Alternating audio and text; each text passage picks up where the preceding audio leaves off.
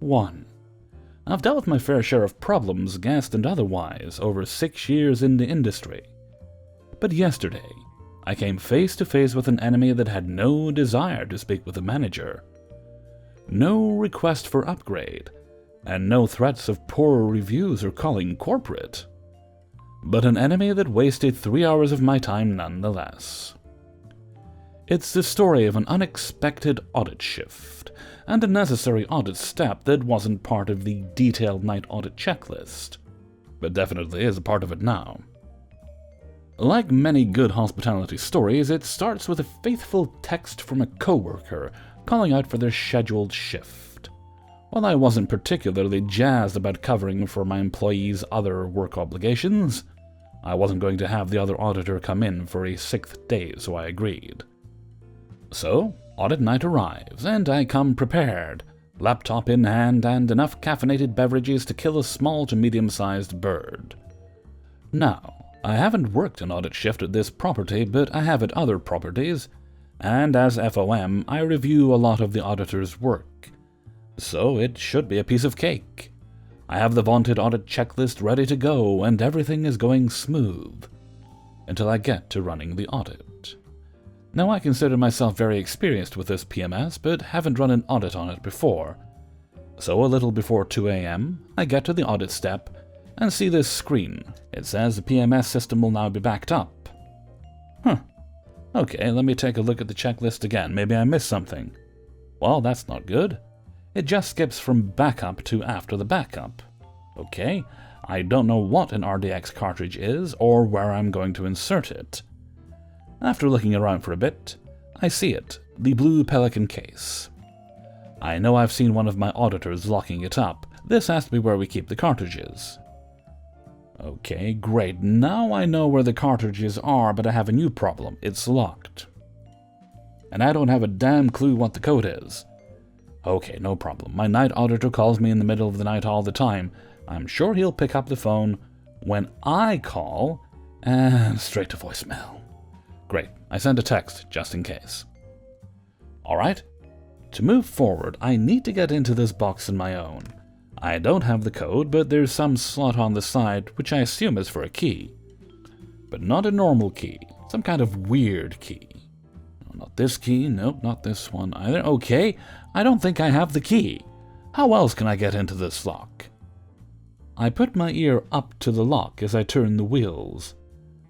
I don't really know what I'm listening for, but I think I've seen this in a movie once. Yeah, this isn't getting me anywhere. I do notice something interesting, however. A patina on the numbers. Alright now. It's like a video game puzzle. I can see this theoretically. I assume the heaviest patina is what is on the correct numbers. I try a few with no luck. It looks like the heaviest patina is on the combo of 5218. The 8 and 1 seem very clearly to be more worn than the other numbers, but 5 and 2 are a bit of a toss-up. After spinning my wheels for a bit, I give up on the patina puzzle methodology, unsure if I'm even on the right track. How else can I get in a lock with no key? Duh, I think to myself, watching all that lock-picking lawyer is about to pay off. Guy is always talking about how much master locks suck, and what is before me other than a genuine master lock brand. Alright, just do a quick search, and there it is! With a confidence-inspiring title to boot. Alright, let's see how he gets this bad boy open. If he can do it, I can do it, or something. Alright, scrub the video a bit, and there's my lock. Better yet, it can be opened faster without the combo than with it. Truly a great day to be an LPL subscriber. Let's see how he does it, okay? Perfect, that's great! I'll just grab my handy thin shim of metal and... Shit! I don't have a thin shim of metal. Alright, no worries. I'm sure I have something around here that I can use instead. Paperclip. Doesn't work. Old rusty utility key. Too fat. Alright, that's a pretty narrow piece of metal and it doesn't fit. What the hell do I have that will work? Alright, back to YouTube. What other stuff is out there and... Ooh, that could work. Just gotta find a hair clip now. And ooh, what about this junk drawer? Maybe that office supply drawer. Or maybe those vents that never get cleaned. Actually, never mind. I'm not sticking my hand down there. Where else? Wait. Know exactly what has a thin piece of metal in it? The retractable keyring. It had recently been broken and was still sitting at the desk. From prior experience taking apart random objects, I knew that most retractable mechanisms had a coiled piece of metal in them. That should be the perfect size to fit the lock. Like retrieving the pearl from within an oyster, the precious thin metal band required some effort to access. But once inside, bingo! Dino DNA. Alright now, we'll just shim it in there and... God damn it, it doesn't fit! Ah! I think it's thin enough, but it seems too broad. I think I need to find a way to cut it down. Alright, just grab some scissors and now I have dull scissors. Okay, what else can do this? Scavenging the office, I spot just the thing. The hole punch. I'll just feed the metal through, and now the small punch is stuck. Alright, not to worry, we've broken the first hole punch, yes, but what about the second hole punch? The second hole punch does the job, and I've successfully made the ideal prison shift. Lockpick. Ideal lockpick. Alright, let's just work that in, and it's broke. Stuck inside the lock body. Great. Well, those scissors can't cut shit. Let's just use them as pliers, and okay, they cut now, and I'm left with an even shorter piece of metal in the lock. Not good. I'll just grab some pliers, and what the fuck are these pieces of shit? Maybe wire crimpers. Whatever. I couldn't stick a damn quarter in this gap. With significant effort and finesse, I extract the piece from the lock. I am King Arthur, and this is my Excalibur. There's no time for celebration, however. It's time to go back for round 2. After working with this for a while, it's becoming apparent that firmly grasping a small, sharp piece of metal is taking a toll on my hands. So I fashion a high-quality grip for my pick. I think it was too short because I'm not getting anywhere with this iteration. Worse yet, the hole punch is dulling, and instead of the nice clean cuts before, I'm getting mangled picks that aren't making any progress. Not good. With some precision workmanship, I make my final design, my magnum opus, and don't have the materials or equipment to make more. This is the peak of my craftsmanship. At this point, it's about 3:30 a.m., and I'm way behind on all audit tasks. If this doesn't work, soon there's going to be bigger problems. My technique is elevated now, using the pliers to carefully finesse the tool into place. I get a text with the code, and just like that, I'm in. The audit can finally run. At this point, I almost feel cheated. I was so close, surely I would have gotten it on my own. I lock the box back up and try to pick it again. Not because I have to, but because I want to. I don't want to let this luck beat me. I've come too far, and tried too hard to not open this on my own.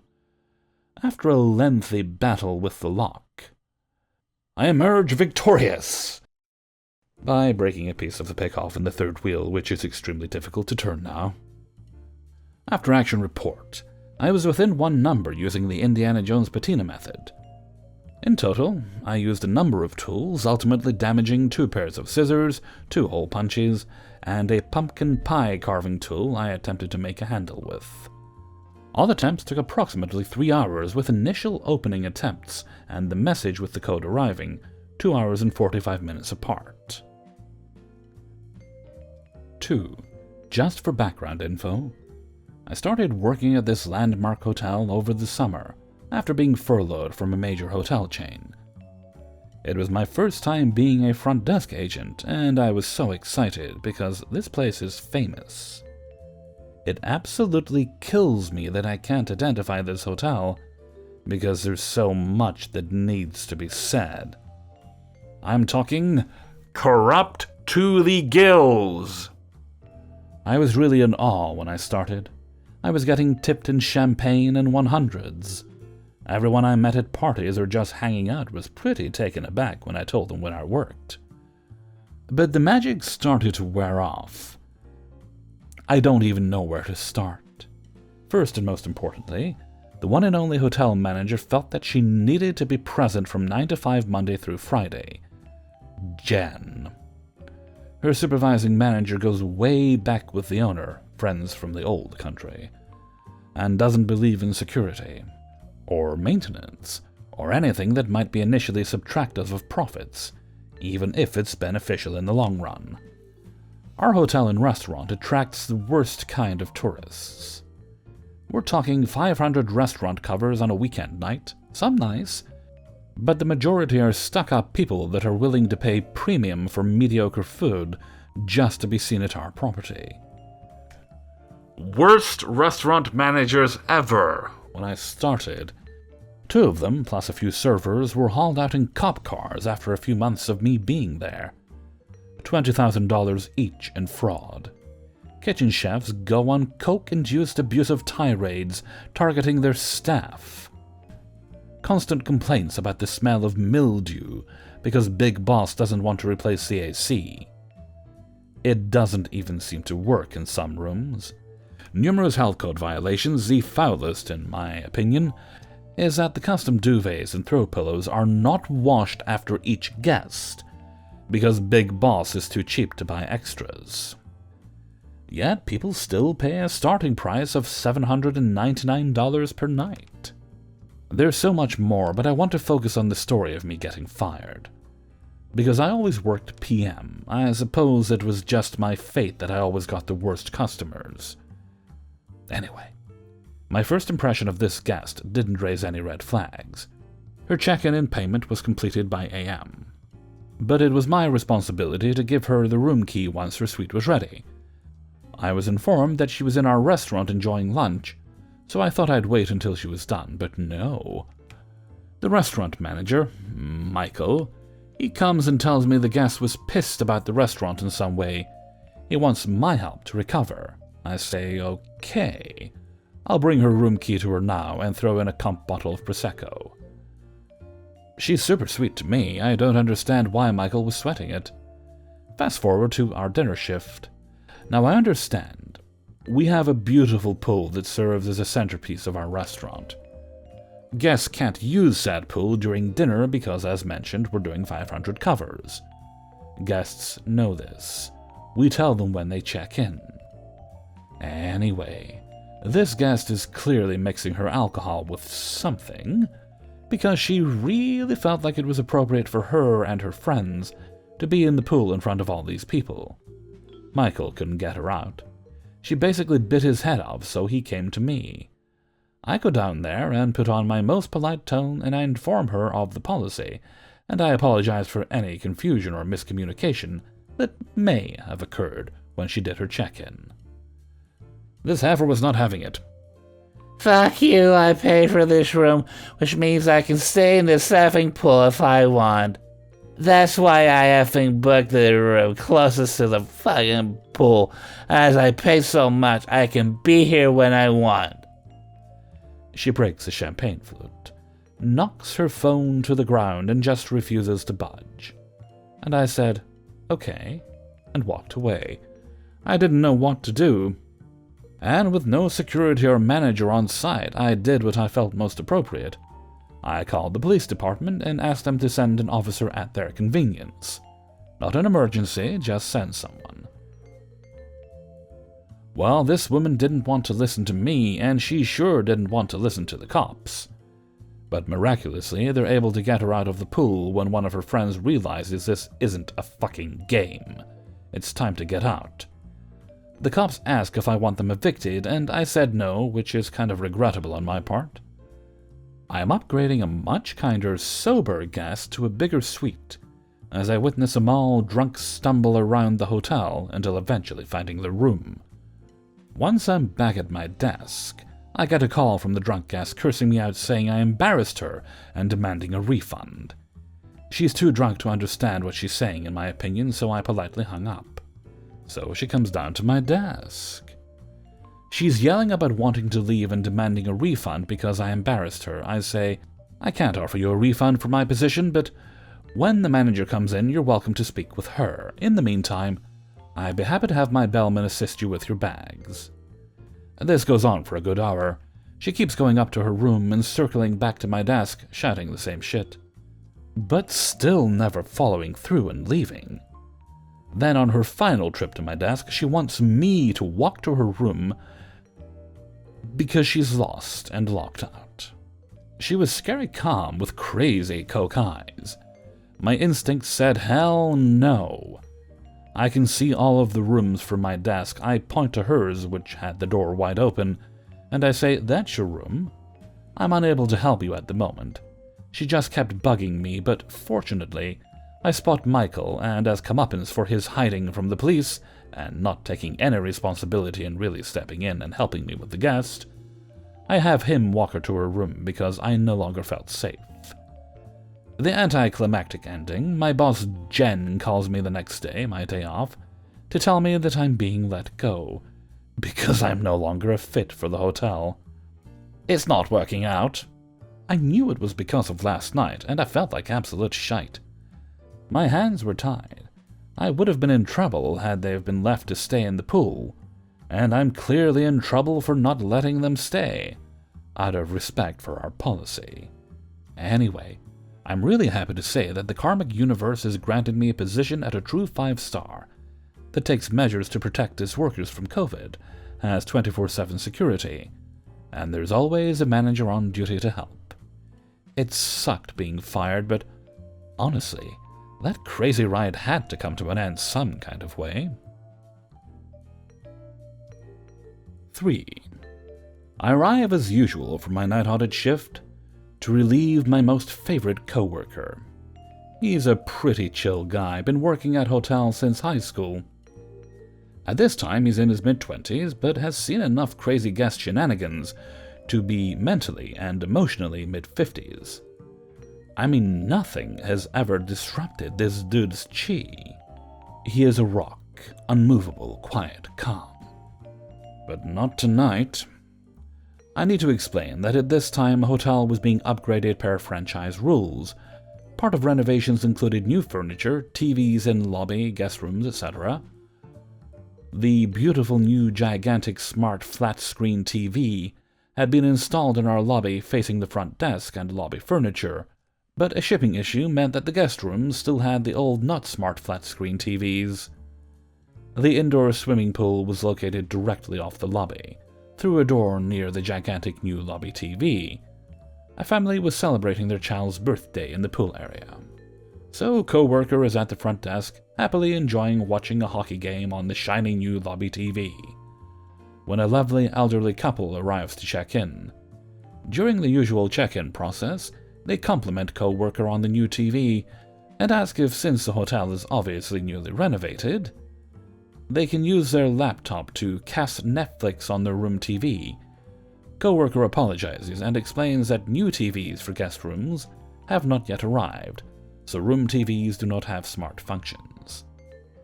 Elderly couple think Grandpa and Grandma Walton are okay with this and say they will just watch on their laptop. Pretty tech-savvy for a couple in their early 70s, he thinks to himself. So, check-in complete, guests go down the hall to their accessible room. First floor near front desk, as most accessible rooms tend to be. Co-worker goes back to watching his hockey game. All is well. Family is starting to wrap up the birthday pool party. Parents are starting to show up to collect their children. GM allowed pool parties area to be rented for this purpose, and was a popular amenity. My co-worker stepped away from front desk momentarily to grab a basket of laundry to fold, and returning to the front desk, discovers that the gigantic lobby TV is no longer broadcasting his hockey game. Oh no. Oh fuck, oh dear. This huge TV screen is now showing porn. But not just your regular garden variety porn. Oh no, not at all. This is what you might call, speciality porn? involving many specialty items. Co-worker seeing and hearing this as well as being very aware of the children and parents preparing to exit the pool area through the lobby past the giant TV, immediately grabs the remote and tries to change the channel, but it doesn't change.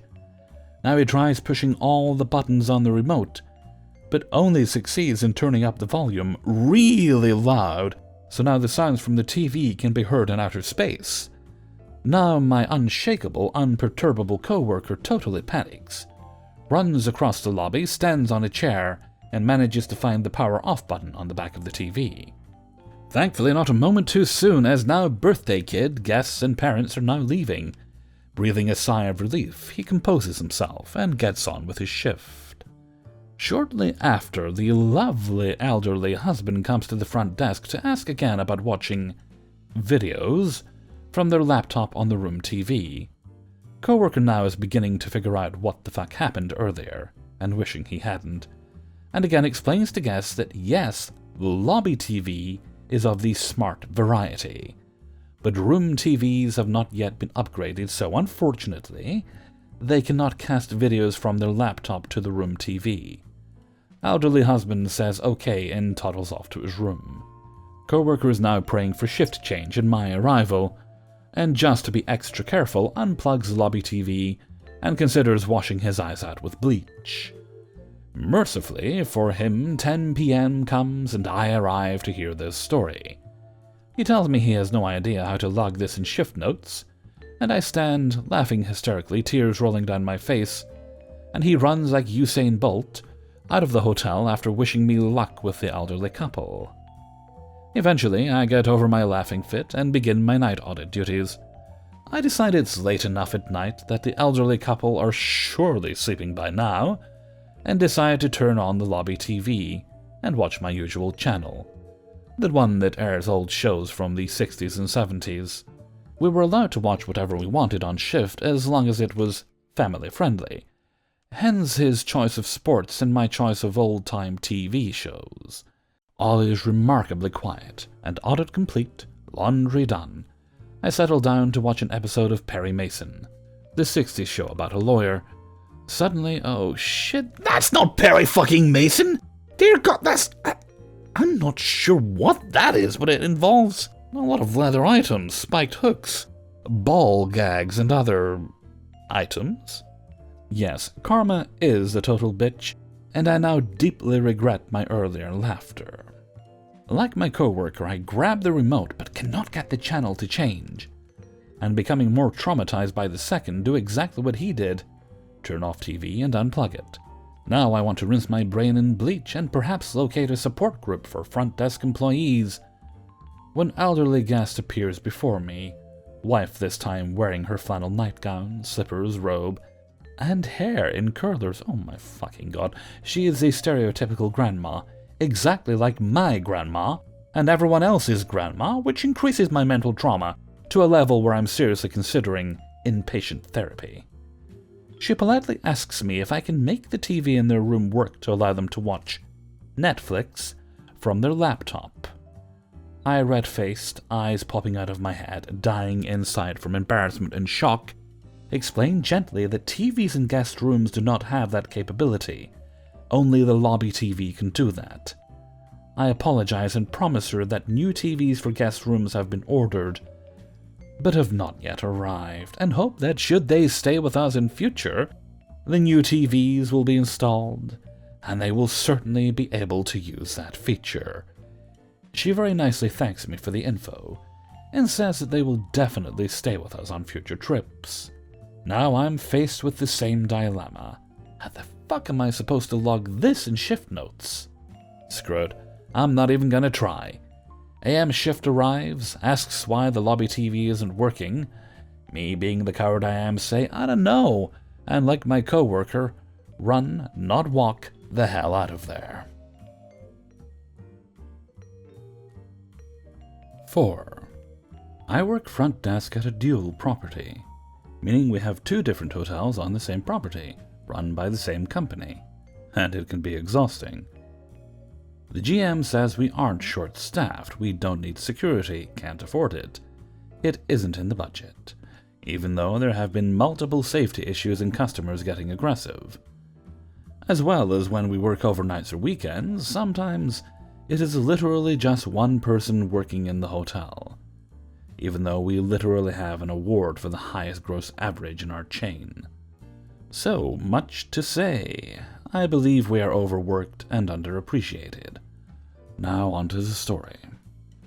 I woke up this morning, angry, having to go to work and deal with customers after having a pretty rough go-round the day before with hotel guests. Some people just can't understand no, or 1 moment please. There is also an issue with communication down the line for our job, and no one had communicated with me in regards to a guest that was not allowed on the property due to another guest being there. I found this out after being on the clock for an hour, and then the police walked in. I was confused in regards to the situation, and had to have it explained to me. The guest, who we had problems with, had been lurking around our property and knew that we had the guest here because their car was there. My previous shift did not inform me of this. That frustrated me. Flights of fantasy of anger flashed in my head of just doing angry, crazy things that I would never do in front of people because I unfortunately need this job and I do not want to be arrested. The day got further frustrating with the typical running around for guests. I was finally happy when my relief showed up. When I got home, though, I forgot I had the keys to the hotel's cash drawer. Thankfully, I do not live too far, so I grabbed my dog for our walkies and walked back. I handed my relief the keys, my dog in tow, and walked back out. He had begun sniffing around vigorously, as he usually does when he has to poop. Being the good boy he is, he laid a fat steamer right in front of my boss. I just smiled and waved, content that my dog had lived my dream for me. The only downside is I still had to pick his poop up, 'cause I am responsible. But I still feel a sort of upper hand that my dog took a shit in front of my boss after a lot of pent-up frustration from this job. It's the little victories. 5. Venting. Sorry. As a supervisor, this past year has been the absolute worst between guests damaging our rooms, staff being threatened overall, worse. I worked front desk jobs since I was 18 years old, and at 25 years old, I have officially reached my breaking point. The emotional and verbal abuse I have endured is insane. And every day I have walked into my job fearing who will scream at me next. Today was the day I quit. I am known to always keep my cool, hence me being a supervisor. But to be completely honest, as of lately, I have just been drained. Finally requested vacation time, but couldn't even wait for that. We will call this person Crazy Monster 10.0. Crazy Monster 10.0 arrived with a team of other parents, of course, there for sports things. Was extremely nasty to my colleague, of course. She specifically booked adjoining rooms, and of course we, at the desk, ruined it. Basically, lovely reservations probably told the guest at the hotel to ask for an adjoining room. First of all, the room types she booked were not adjoining whatsoever. My fellow colleague tried her best to explain her room types do not adjoin. Got to the point she needed my help. The guest then wanted us to change the amount of registered guests she had for one room, so that we could switch her to an adjoining one. Yeah, no, because we can't do that. A lot of back and forth. Got to the point I accidentally assumed this line of team members and parents were together because Monster 10.0 said they were all together. Apparently not, because when I attempted to help the new guest who walked in, they all began yelling at me. Humiliation. Also, I'm a woman of color, and often experience guests who will ignore me or wait for the other representative. Yeah, this long line of people were literally waiting in her line, but no worries. I held my humiliation and tears in, as I always do. The guest who waited patiently and witnessed the awful behavior from the others was so kind and just kept saying everything was okay. Bless her heart. Got her checked in and apologized again. She told me not to worry. Fast forward, Monster 10.0 was all checked in. Arrives 5 minutes later as my colleague is assisting someone else. She comes up to me and yells that she knows the room next door is adjoining and to give her the room.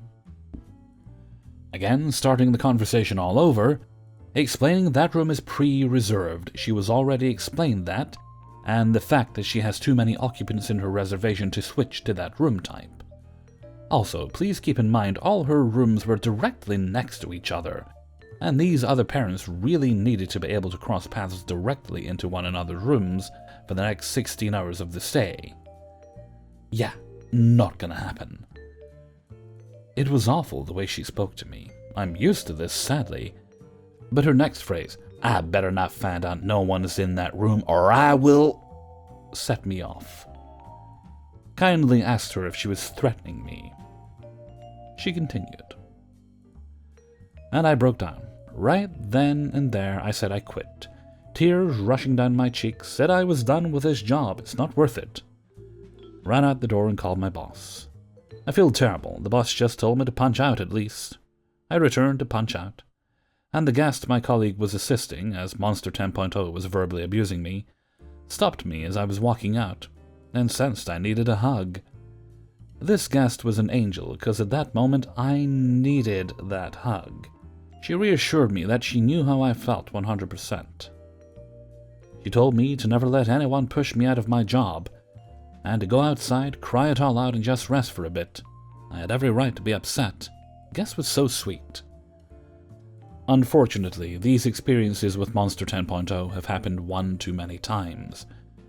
And dealing with my own personal things outside of work, I have come to the conclusion that the hospitality field is not my thing anymore. I have learned that a lot of people lack humanity, kindness, and empathy towards others.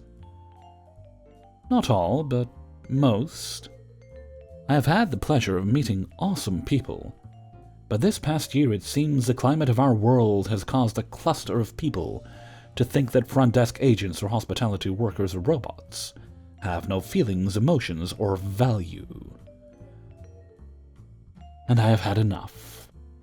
Part of me has been sad because I feel like I let my team down. But I need to take care of myself. If I could explain my experiences at work the past couple of months to a year, it is like having a school bully. Except you don't know who that bully will be each day. It's someone new. And constant anxiety from the verbal abuse and yelling. And I feel awful because I love my team like family. But I'm a human being, and I have found the toxic treatment guests have towards FDA to be a bit too much as of lately. There is a difference between rudeness and verbal abuse. My 7 years working in the hotel industry have been awesome, but time to take care of myself. Word of advice for my fellow hotel and hospitality workers: you are valuable, important, and loved. Please take care of yourselves. I know our jobs involve us caring or being hospitable to others. I read a lot of posts here and can see that we are all going through it. But just know that you all have my support and positive vibes. I will be finishing school and start job searching next week.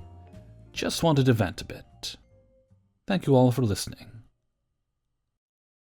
Hey everybody, Hellfreezer here, and thank you very much for listening to Coahw, number 60. And thank you very much to everybody who allowed me to use their stories in this video. If you enjoyed the video, then please do give that like button a boop for me, or click it with your mouse. Some people are using the pets to do it, that's quite useful. Or leave a comment below. If you'd like to see more videos, then please do hit subscribe and possibly hit the notification bell if you're into that sort of thing.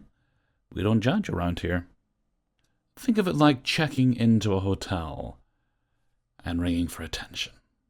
Okay, I just realized it's been well over a week since I did a proper grocery shop, so I should probably take care of that in some fashion.